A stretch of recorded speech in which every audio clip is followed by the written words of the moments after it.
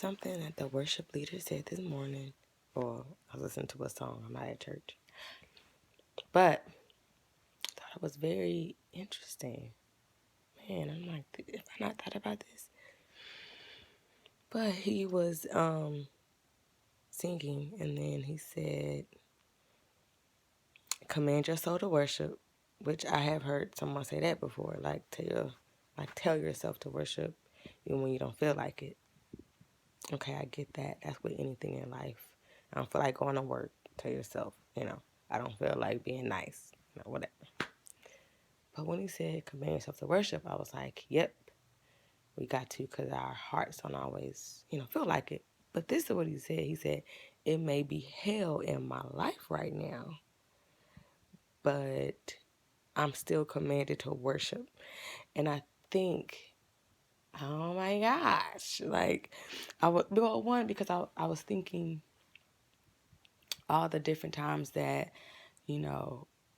especially growing up in church, you'd be like, this person ain't that serious by the Lord, or, just whatever, all of the different thoughts we had, especially being young teenagers, trying to figure life out or whatever, middle schoolers.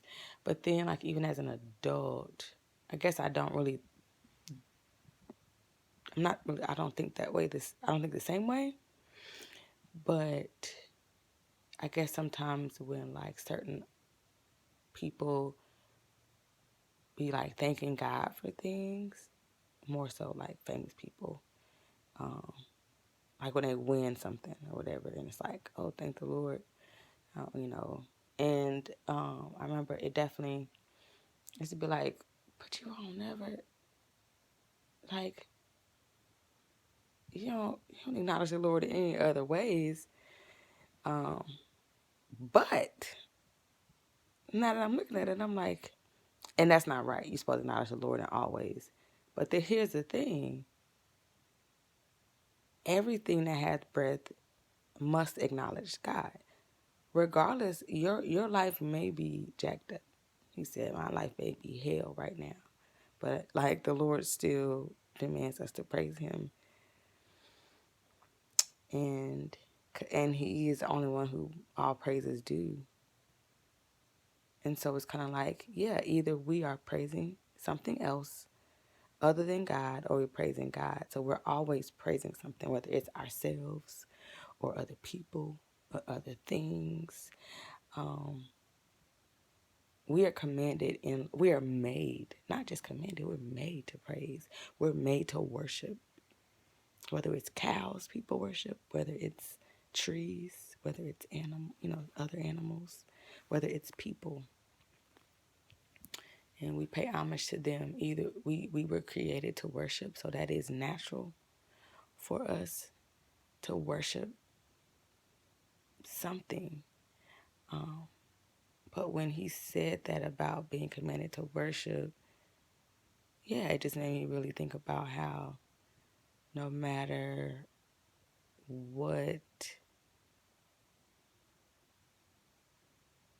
is going on in our life, no matter how much we acknowledge God, when we acknowledge God, at the end of the day, he still is worthy, number one. He's the only one worthy of all of our worship and praise. So whenever someone does choose to worship and praise him, that is what they should be doing. So instead of looking at it it's just once again my thoughts. Instead of looking at it that person don't even worship God, or that person don't even care about God. They told me they don't care about God. But make it that's what you're supposed to be doing. If you want to thank God, that's what you need to be doing. And then I think in discipleship more so you flesh out thanking God is actually a lifestyle.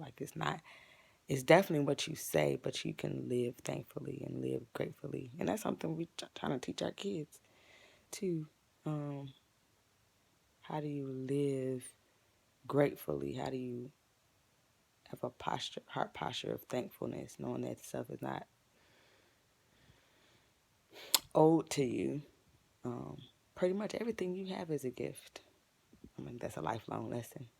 But anyway, that was good today. Reminder to command my soul to worship as I'm about to go in a worship service. And I may not feel like it. also, we're commanded to worship God, whether we feel like it or not, whether we think like, no matter what because sometimes my sin make me feel like, oh, I can't say nothing to God now. It's like, nah, he paid for that. You need to be saying something to him, and number one needs to be thank you. Commanded to worship. So that was good. I'm glad that was said before I went into worship service today.